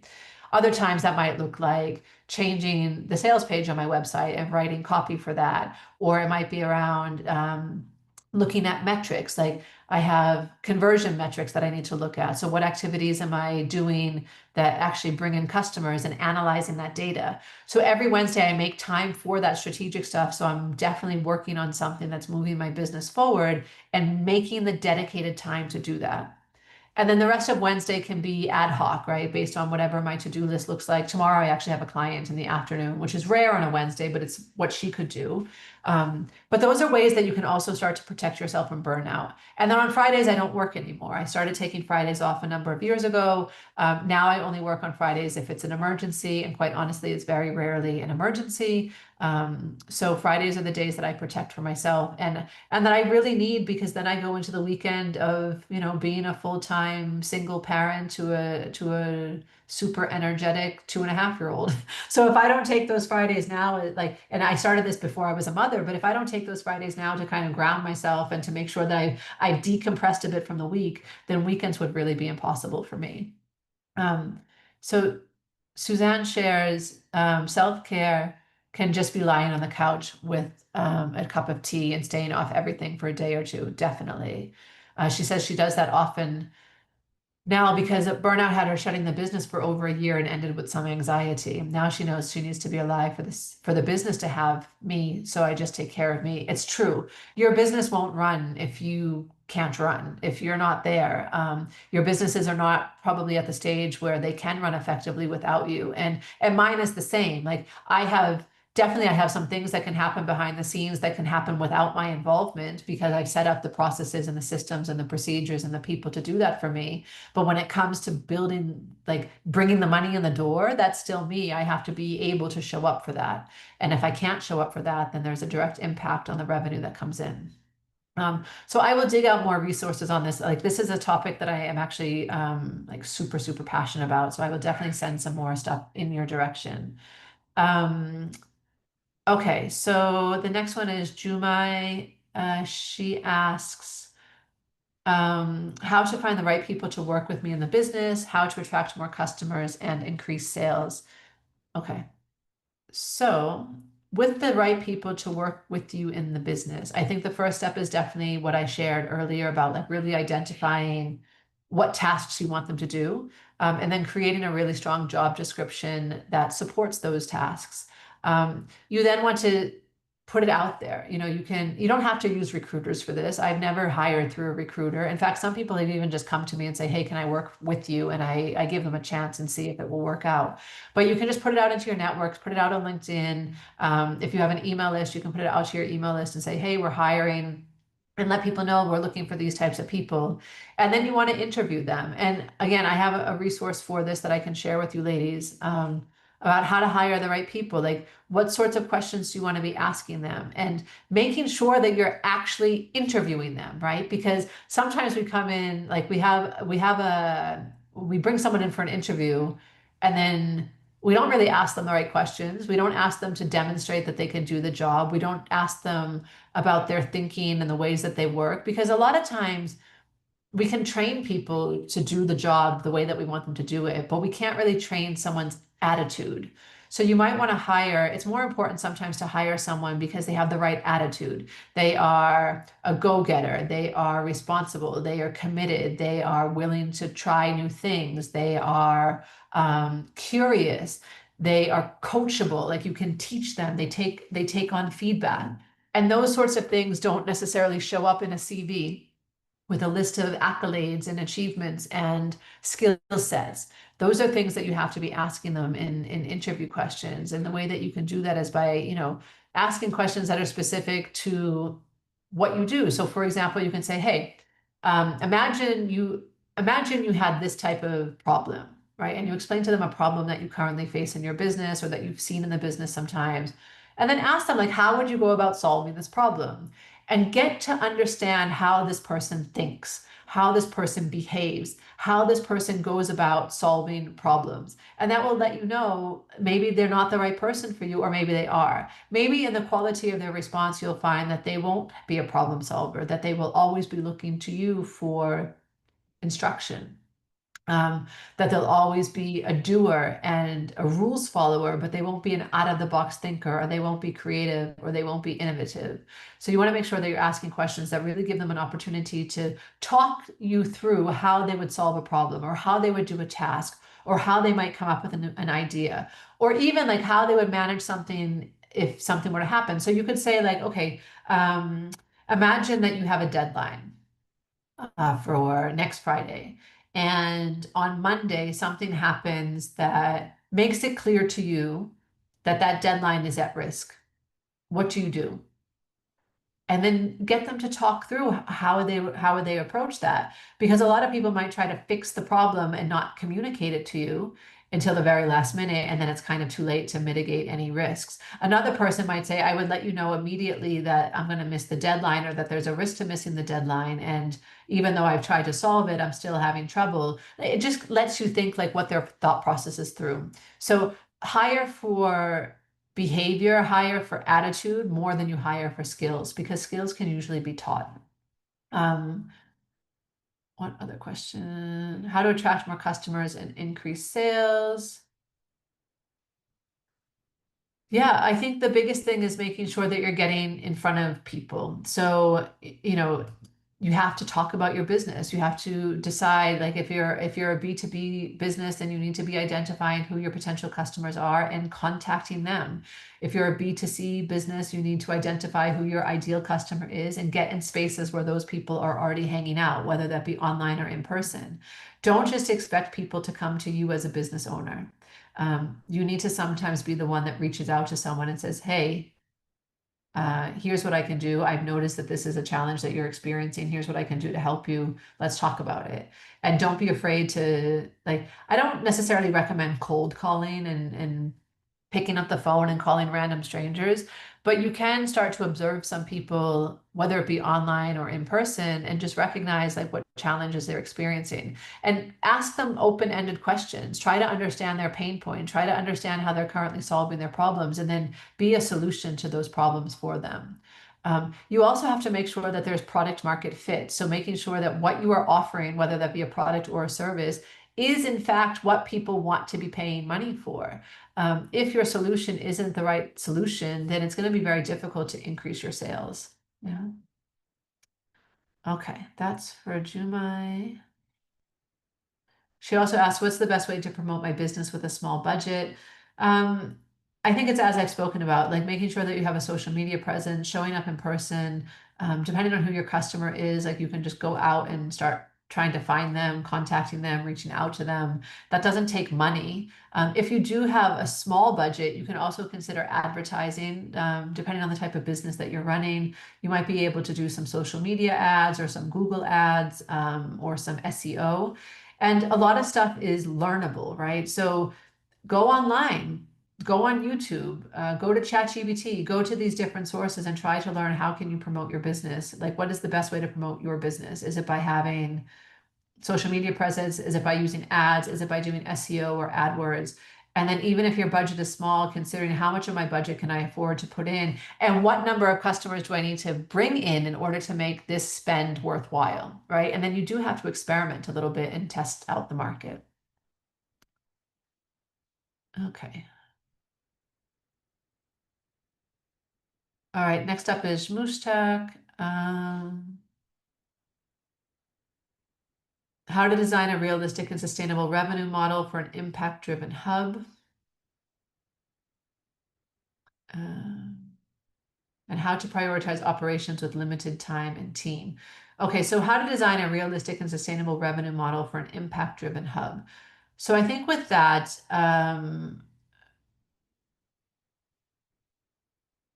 okay.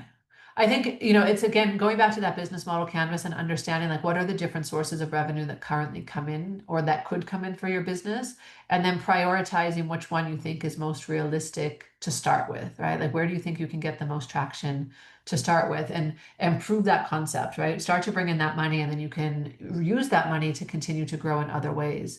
And then how to prioritize, and we're going to talk more about finances with Agnes. So I think that will help you also because you ask about like how to fund, again, funding questions, how to prioritize operations with limited time and team.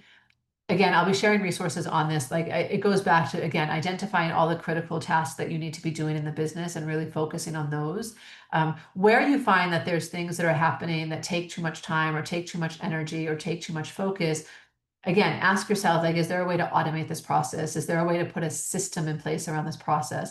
Or even just a standard operating procedure so that you're not reinventing the wheel every time. You are not doing it differently every single time. You have a strict process that you can follow that you can also delegate to other people to follow on your behalf. You really need to be focusing on revenue generating activities for your business. So revenue generating activities usually include finding clients, like going out and finding clients or activities that will bring in clients, selling to those clients and delivering to those clients. Regardless of whether you have a product or service, those are your revenue generating activities. So looking at what does that mean for you? What is the way that you bring people in the door? And focusing your efforts on that. And then also understanding what are the non-negotiable operations that have to happen in order for my business to run effectively. So for example, those of you who are running product-based businesses, some of your non-negotiable operations will be producing your products, making sure that you always have stock available. Another operation and activity that's necessary is getting your products stocked onto shelves or getting your products in front of your customers, like making sure that you're focusing your time on the things that are really going to move your business forward. And those operations are the most important ones. That's not to say that other operations aren't important. They are, but maybe they don't take as much focus, or maybe you do them less frequently. Another thing, like, to consider is like, how do you do your operations more effectively? So for example, if your business is constantly having to approve payments to go out to suppliers or whomever, don't do them every single day throughout the day. like you can set specific days of the week where you process payments, and you say like, I only do finances on Monday, right? So I process payments on Mondays, I send out invoices on Mondays, I follow up on payments on Mondays. All of that is done on a Monday. If someone sends me an invoice on a Tuesday or a Wednesday or a Thursday, they have to wait until next Monday to get paid for that, and making sure that that's in your terms of agreement so that they're not then chasing you down. But by doing that, I keep focused and make sure that I'm not just jumping from one task to another all the time. If you need to be the payment approver in your business and someone else is managing the payment process for you, tell them I will approve payments on these days. And it doesn't have to be just one day a week. Maybe it's even a specific time of day where you do all your payment approvals at 9:30 a.m. And if any payment comes through after 9:30 a.m., it has to wait until tomorrow's batch of payments. So consider, how do you batch your operations so that you're not constantly jumping from one thing to another? Can you schedule things in so that you can be more effective and more efficient with stuff? That would be something I recommend to all of you ladies, especially again, when you go through that list of like, here are all the things that I'm doing, how can you make them more efficient? Okay. How do I stay mission driven while still building a business that can grow and fund itself? Yeah, this is a great question. It's tough, right? Like sometimes you have to say yes to opportunities that aren't necessarily in line with your bigger mission in order to bring money in the door. But don't sell yourself out in that process. One example, again, I can give from way back in the day when I was starting my business. Like back then, I was really focused on working directly with business owners, and I wanted to be mainly focused within the social enterprise space. And that's changed over the years, but back then, that's what I was really focused on. And I was presented with an opportunity to be a facilitator, a training facilitator for an organization that was providing training to corporates, right? And I had a corporate background before, and so I knew the corporate world very well, and I could speak, corporate lingo and jargon, and speak to these individuals in a way that they would understand. But it was very off from what my real vision and mission was, which was to support social entrepreneurs. But I had to make the decision that I'm going to go ahead and say yes to this opportunity because it's going to bring in a significant amount of money in a short period of time. That's going to give me the runway to then be able to focus on growing my business with the people that I really want to be growing it with. So sometimes we do have to say yes to opportunities in the short term that are very different from where we envision our business to be in order for us to really get to where we want to be. Be careful though, like don't lose all of your time to delivering something that isn't aligned. That particular contract I was able to say yes to because it was only a few days a month, and it felt doable to me. Like that few days a month was bringing in thousands of dollars, which was amazing. Like that then allowed me to really have the financial runway to take my business to the next level. When that contract finished, it was like a short-term thing. It lasted for a year. It was a couple days a month, every month. And yeah, some months were exhausting because I was traveling a lot to deliver it too, but it gave me that financial freedom to be able to then focus on the mission of my business and to not have that financial stress. So sometimes you will have to say yes to those opportunities. Just make sure that they are still in alignment with your values, right? I said yes to that organization because what they were doing in that corporate space was trying to teach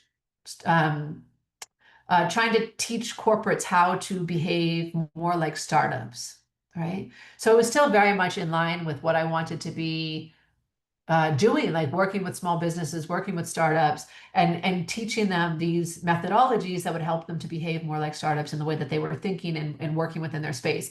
So there was still alignment in the content that I was delivering. It was just a very different audience than what I expected. So it's okay to say yes to those things if you feel like the benefit is going to outweigh the risk or the cost of it. But don't say yes to everything, especially if it's completely out of agreement with your values. Okay. Maureen, you asked questions also about capital. I think we've covered capital and funding a number of times already, and we will definitely be talking about this more in the financial modules that are to come. And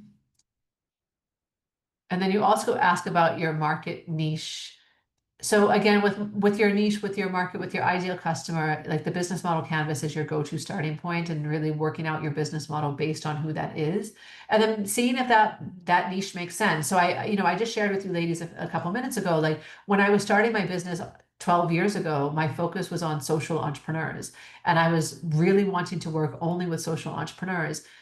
Over time, I realized that that was not a viable niche for me, because social entrepreneurs, number one, they get a lot of support from startup support organizations where they don't have to pay any money to be part of programs.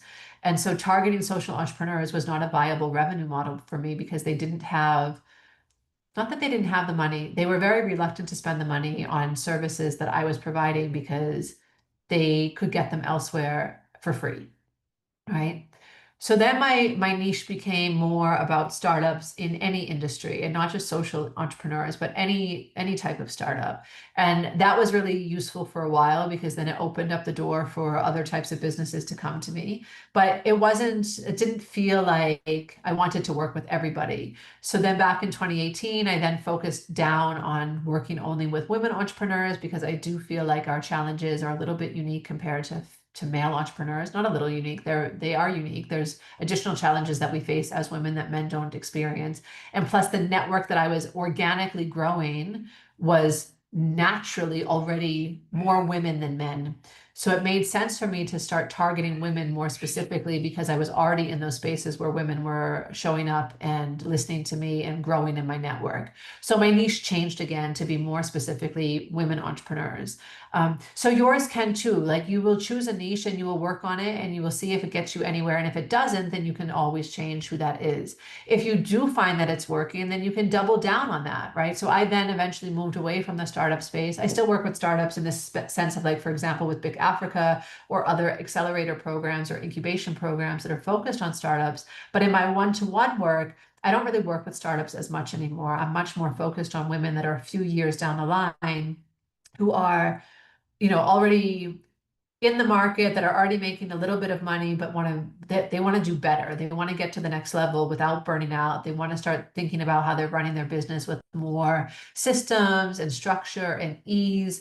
And they figured out who their market is, but they want to capitalize on that. They want to really grow, right? And use the market that they already have, and the products or the services that they already have, and grow those things.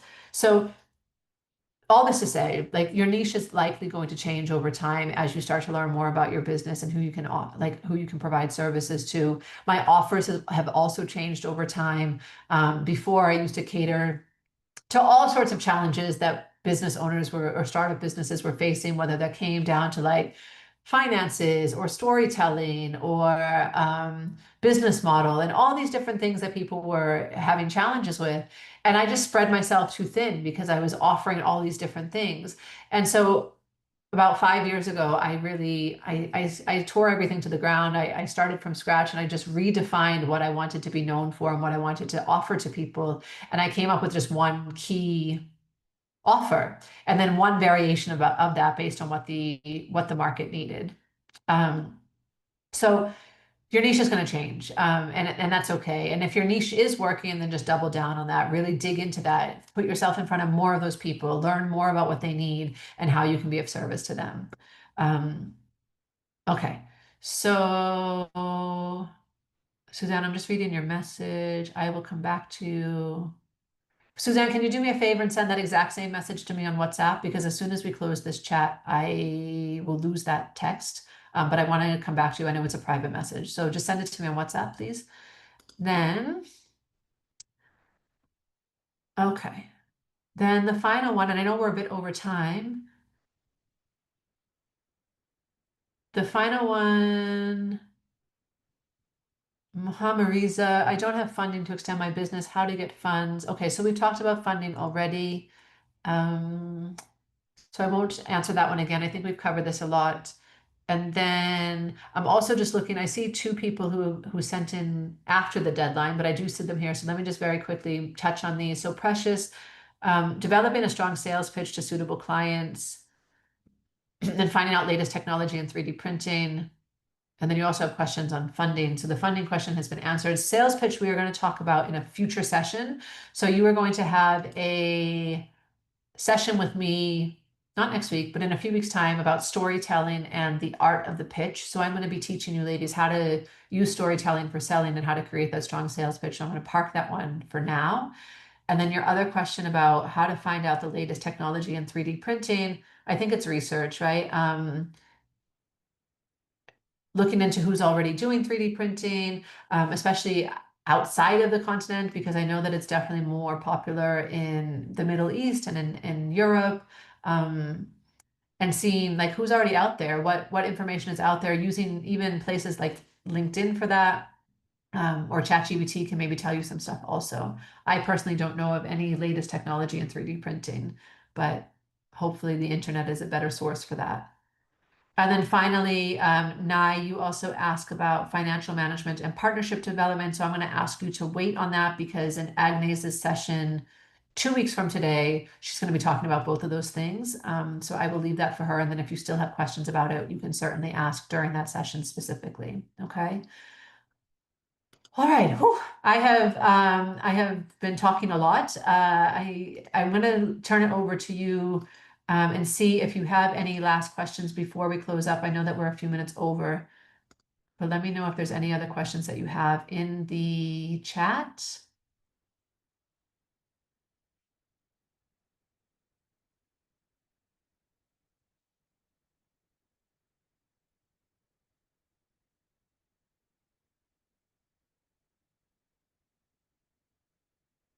I know it's a lot to take in. I talked about a lot of different topics. I hope that you do also look at the recording after, and if there's some things that you want to touch back on, then you can look at that. I have a bunch of resources that I'm going to share with you ladies, so give me some time to pull those together. Hopefully I can send some over this afternoon, but if not, then I'll definitely send them all by the end of this week. So I will be sharing resources specifically on like prioritization, identifying how to stay focused and what tasks to be doing. I will send resources about hiring the right team members. And if there's other things that you think about that you want to know about, like more about, then please also put it into the WhatsApp chat because I have literally hundreds of articles that I've written over the years on all of these different topics and challenges that you ladies are experiencing that can hopefully help you. So if you haven't had an opportunity to ask today, or if something comes up, please just use that WhatsApp chat to ask that question. I can also share the link with you ladies to sign up to my newsletter because I do send out emails also every week on different topics. This last month has really been about well, actually last month was around like how to make strategic decisions. And this month is also a little bit around decision making, but also task management and simplifying your business. So what things do you need to do in your business to make it more simple? So I'll share the link with you there so that you can also sign up to my newsletter if you want to be on that. I send out stuff every single week there. But yeah, I will share those resources with you because I have so many of them. All right, let me go back into the chat.